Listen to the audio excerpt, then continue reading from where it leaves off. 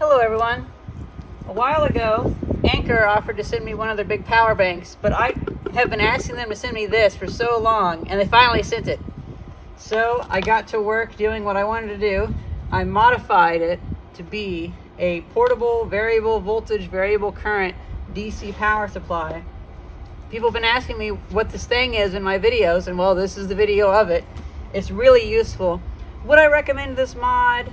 I would recommend doing it a little bit differently. See, I'm a battery techie weirdo person, so I added an XT60 connector directly from the internal battery, and the internal computer doesn't really like that because it doesn't like the battery changing charge level, and that's understandable. So if you're going to be doing this, I would recommend, in hindsight, you could just as easily get one of those USB-C to, well, 19 volt adapters and just run it off of that, and then you could actually keep track of the charge level a lot better. But for the case of this video, I wanted to do a lot of discharge tests and stuff like that, and so that ended up working out. But I might actually, in the end, retrofit it to where it just takes it through the USB-C. That way the onboard computer keeps track of the wattage usage as well. But it has a graphing function, it has watt hour measurement, time measurement, all sorts of interesting things. And honestly, I hope Anker comes out with making one just like it, because it's nice to have a little lithium iron phosphate battery powered variable DC power supply, because my wall plug-in power supply that failed a couple years ago, and well, I think this is the best upgrade. It doesn't even need to be plugged into the wall. I have it charging it from a 50-watt solar panel. Well, that's pretty much it. Here's the video of how I did it. So we open it up, and I was under the impression that this was lithium iron phosphate because I have plans for this. And upon reading the base, I was a little bit surprised that it says lithium ion right there. But it's like, oh, wait. Maybe that means even lithium iron phosphate. That's just the designator. Because if you add up the math, it still adds up to lithium iron phosphate. Sure enough, opening it up, it does actually have lithium iron phosphate batteries in there. So that's really good. Now, a lot of people have complained on YouTube about, oh, it only gives 80 watts of power. But for what I want to do with this, I want to turn it into a portable, battery-powered, variable power supply, lab power supply. Well, that's perfectly fine. I don't need to give more than 80 watts. And also, I plan to use the USB-C for my USB-C stuff, such as, well, I actually have a few pieces of test equipment now, some sensors and thermal cameras that use that, but also my VR headset. But I primarily want to modify this thing to run this little thing I bought. I spent $15 on it. It is a variable boost step up and step down transformer. It can do current limiting and voltage, a steady voltage. And it shows the watts as well. I am so excited. So I started tearing into this thing, and I took this off.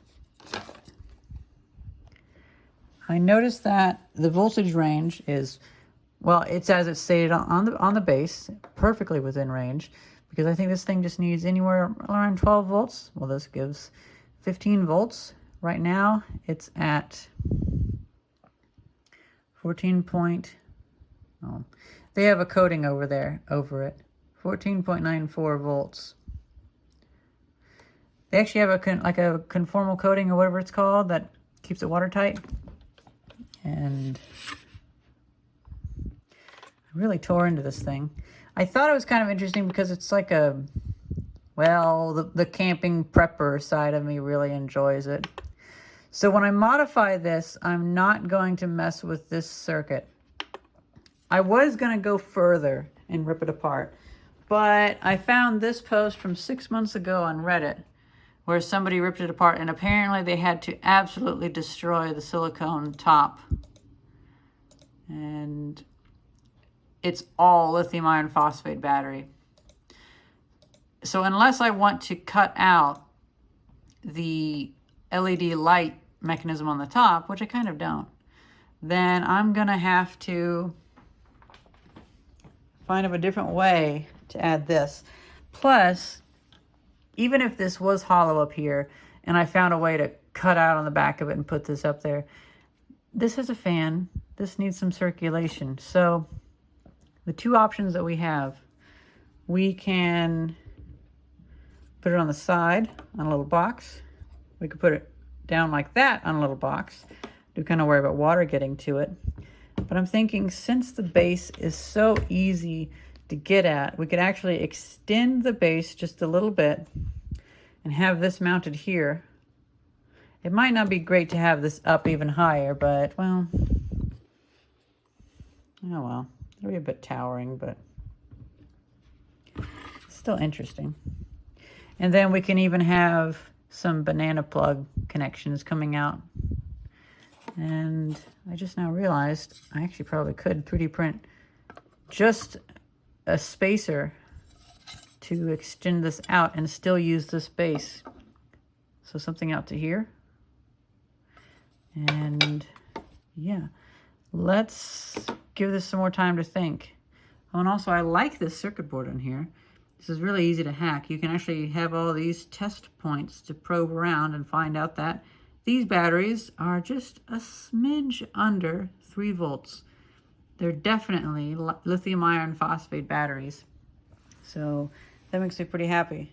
I'm so glad they finally sent this. I was just annoying enough to finally get this. And I'm glad it is lithium iron phosphate, because I've been trying to move away from lithium ion and less of a fire hazard.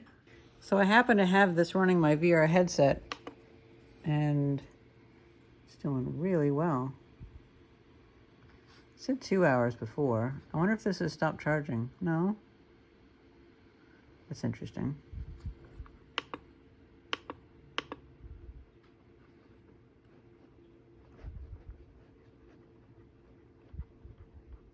I wonder if anything under 25%, it just says that it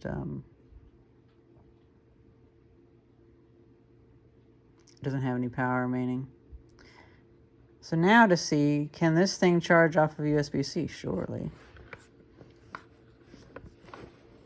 Surely.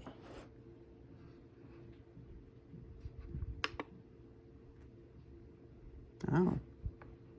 Well, I'm glad I caught that on camera. I went to 0% right then. So let's see.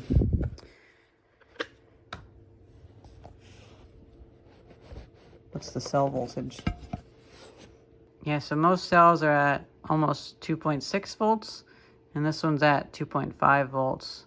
So it looks like this just needs some balancing.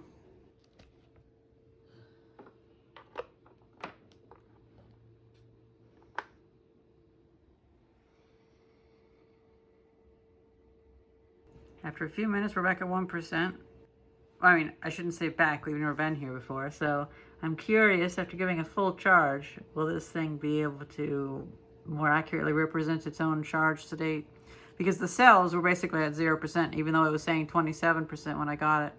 We're at 4%, and it still is not turning on the output. Oh, there it goes. Interesting.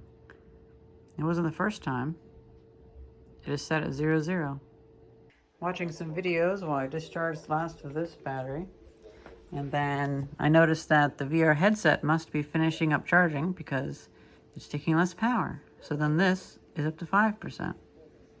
It's been about 2 hours and we're back up to 27%. Well, clearly this 27% is different than the 27% it came with. Of course, it's always best to discharge and charge a battery a couple times before you really trust the measurements. It's been a number of hours. It's actually past midnight and we're at 68%. Look at that. It's been a few weeks. I 3D printed a new front housing for it that can hold that power adapter. And in that time, I've also experimented with using this to power things over USB-C.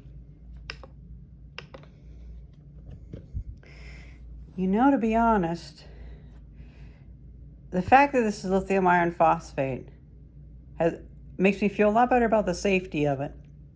But then also it being USB does make it feel pretty useful, because I have a few plans for having like an Intel Nuke based computer Well, that can run off USB-C. And so I'm thinking I should probably modify my design so that it has all the extra bits removable. And I'm thinking that can be facilitated by having another XD60 connector in the base so things can clip on. So I've 3D printed this housing, which about perfectly fits this unit. Once I make sure that this works and I don't have to return it, I can snap these little tabs off and push it in further. It fits on there pretty well, and I can make a base for it that'll screw in, and that'll offset it off of the bottom.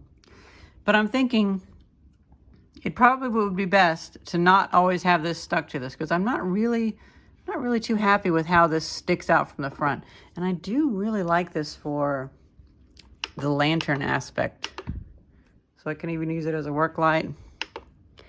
But it could be cool to have if I, you know, these videos usually make like $5 or $6. I've already spent, what, $20 on this?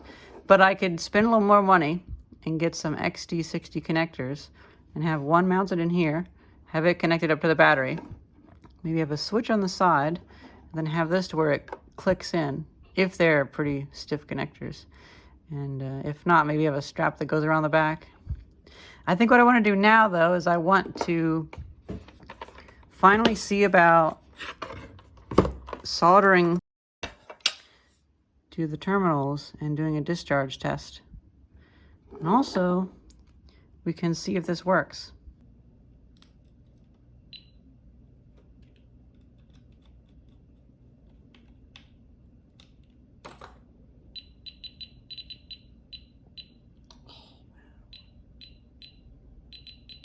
Before we start the first discharge test, I let it fully charge for a bit.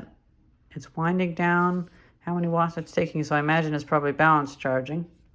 And I learned that I have it disconnected because I don't have a switch in line, so it can fully balance charge. I learned that this button resets the timer and the watt hour measurement. That's pretty cool. That's going to be great for tests. It's now just consistently taking 9 watts, so we're going to unplug that. I plugged this in. We have a 5.5 millimeter barrel jack on here, and I went ahead and added this to the other battery as well.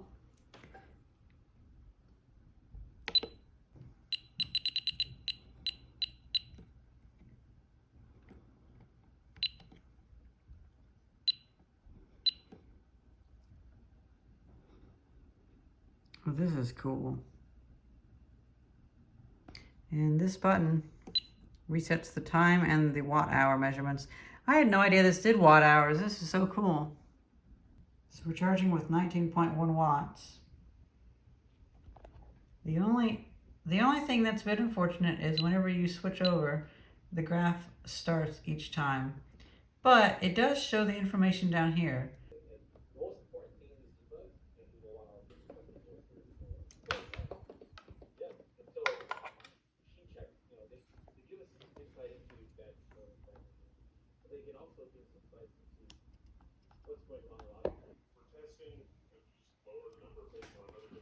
So this battery's pretty much dead, starting from 0.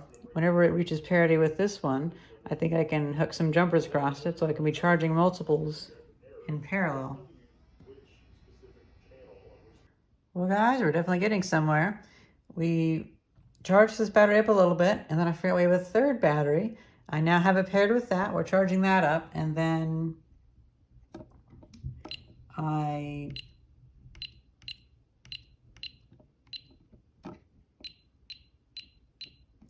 used Google Translate to see that that is the screen brightness setting. There's quite a few other settings.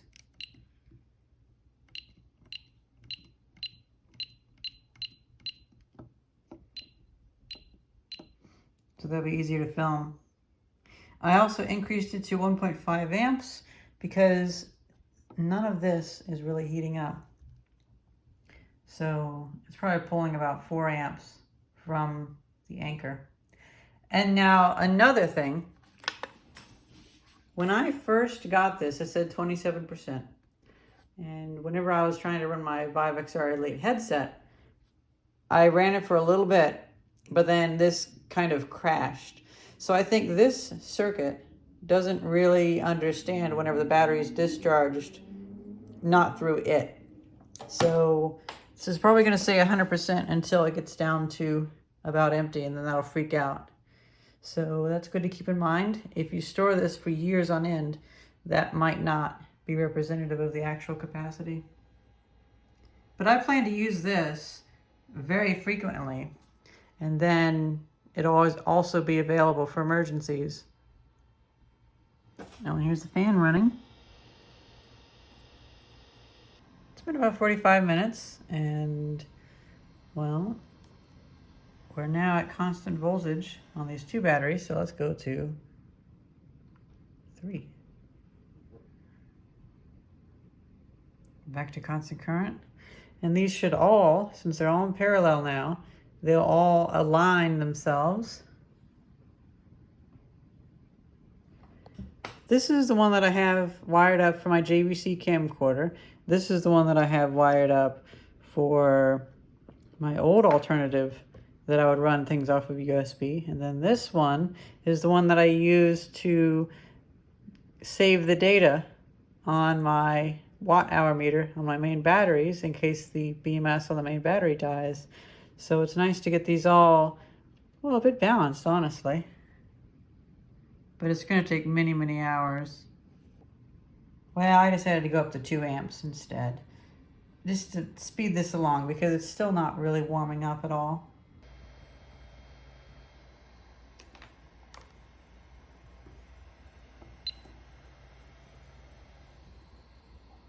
So I totally forgot that these batteries, you know, I was thinking 13.7 volts.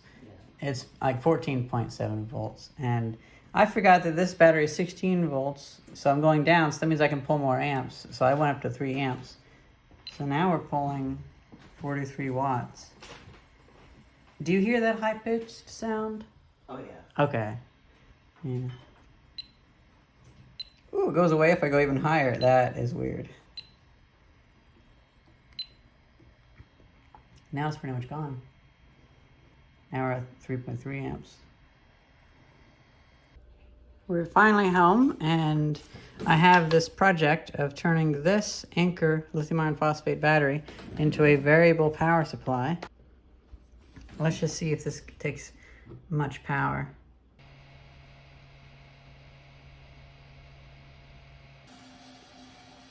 We're at about 1/4 of an amp, or 3.8 watts. At this point, there's no point in looking at the graph. We only put 8.5 watt-hours in. It's been 22 minutes. The source is still 15.77 volts. I think this thing's pretty much sticking at, the floor is about 100 milliamps. Of course, it'd probably go further if I let it sit for longer, but I think 1.5 watts is pretty good for such a large battery. I set it down to only doing 1/2 of an amp, and even with that, the input voltage is now really dropping quite quickly. I have to finish dinner, so I was thinking I'll leave it on this and I'll do a time lapse. I'm gonna go back to video now, and then I'm gonna go. You can keep washing the dishes. I didn't want to stop you. Okay, cool. And yeah, who cares if there's dishwashing sound in the background? It's a kitchen. I went up to 1 amp. Let's see. Yeah, so still pulling 1 amp. And I'm gonna go down. I'm curious to see, because the voltage is going down so much now that we'll probably only get like 1, 2, 3, maybe 5 watt-hours left. And it's going down so fast that I'm curious to see how this battery shuts off and if you can recover it with the USB-C. I imagine the BMS might cut off around maybe 13 volts, but it might go lower. And just to check, it still thinks it's 100%. It is not 100%. We're definitely do a part where it's dropping pretty fast now. We're just going below 13 volts, and it's kind of equivalent to 10.9 volts on a 12 volt battery, because those are about 14 volts at full charge. All right, It doesn't even seem to know. I'm charging my Vive XR Elite. Let's see.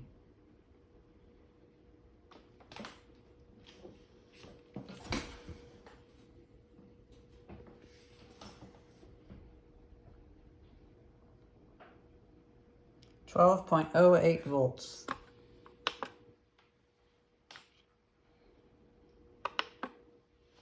Oh, actually, the entire BMS went out. So let's give it a little bit of power. Can you revive it just with the USB-C?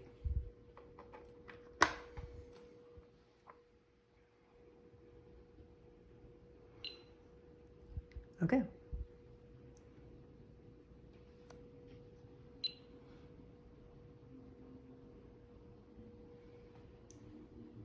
So it was at 20.6 watt hours discharge when the BMS went out. And that gives us exactly 160 watt hours of discharge. That's okay. It's not the 196 that it claims, but I presume there's a lot of unknown variables with this. I'm not using my same testing method. And I also was pulling 40 watts for a good amount of that time. And there's probably some heat loss. So I'm not really going to say that as a detriment to that. 160 is still good. That's like what, within 20% of what it's rated as. And just like with my 100 amp hour lithium iron phosphate battery testing, I learned that they work at a certain peak power usage. So if you keep the power usage low, that works, but also the connections are important. The devices you measure with are important. So there's a lot of variables.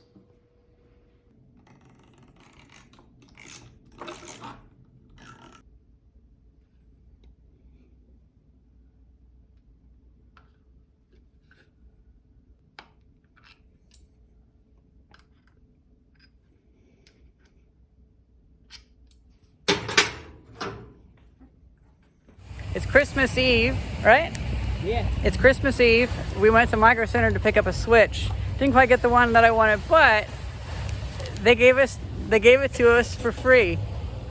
Because the guy was like, you know what, 99 cents, how about 1 penny? And 1 penny, he took it from the little jar or something like that. And then It's like, okay, thank you very much, Micro Center. This is actually the same St. David's Micro Center that Action Retro also goes to. So whenever he does a video of, oh, Micro Center funded a video about the OS that he likes, it's like, hey, I know that Micro Center.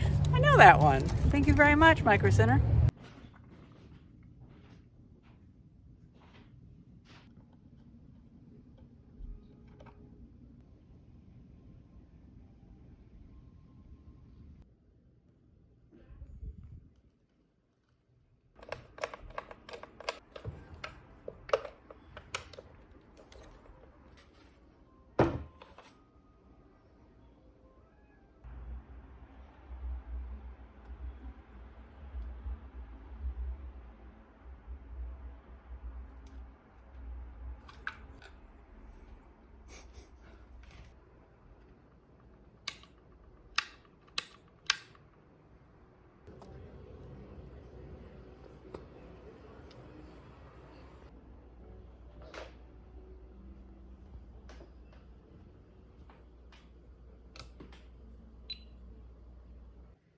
Now this is why it took so long to really make this video. I had to make this universal power supply first. 3 volts. We have this graphite electrode from an old time battery. You can find these in the creek. Have a piece of copper wire. Positive goes to that. You can use steel, but it's going to disintegrate. The graphite doesn't as much. We have the hydrogen peroxide, just a weak amount of it. Now the hydrogen peroxide will get into all these pores and it will bleach out all of that gunk in the ceramic.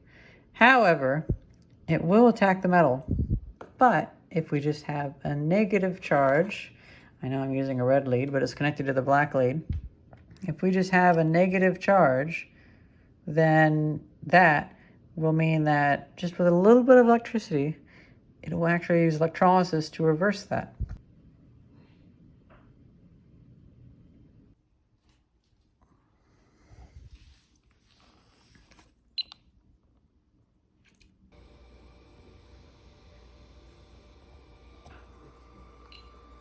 Finally, time to put these back together, and I happen to have this on hand, so I scraped away some of that rust. We actually did a pretty good job taking most of that rust off with the electrolysis.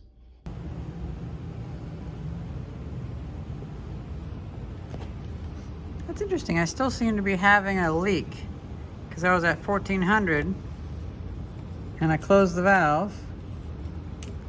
I always close the valve. And now it's 1100.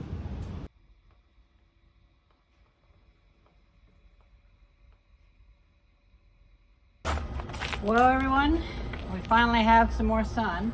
A little bit chilly out, but oh well. I have this 50-watt solar panel that I got for $25, free shipping. Let's see how much power we get.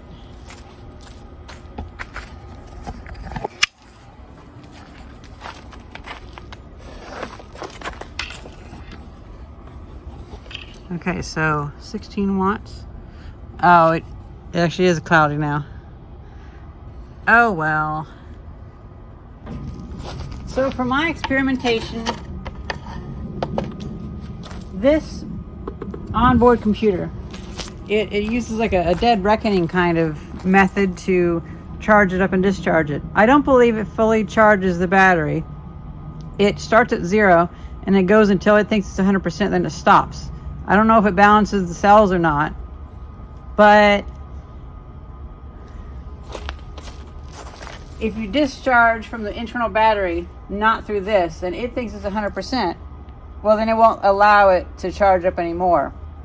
I get why they do that. They do that so that it makes it more consistent, so the user using the USB-C and stuff knows exactly how much is left. But it does make it a little bit more difficult to, on the fly, change things. So I have to fully drain the battery before I can charge it, because then it trips the BMS on the lithium iron phosphate battery, and then this freaks out and goes back to 0% like it has right now. It's saying 0%. Charging at 18 watts. So this makes me feel like if Anker wanted to build one of these and sell it, that would be way better. The issue with this design is that it's so well made. I don't want to rip out the light, and I can't find anywhere to put this. So it might be best for them to find a way to integrate this functionality into a case like that, because they designed this stuff really well, and it's kind of hard to add anything to it. Boy, did I try though. Well, that's pretty much it. I'm really happy with this thing. I've used it in like 5 projects already, and it's gonna only keep happening.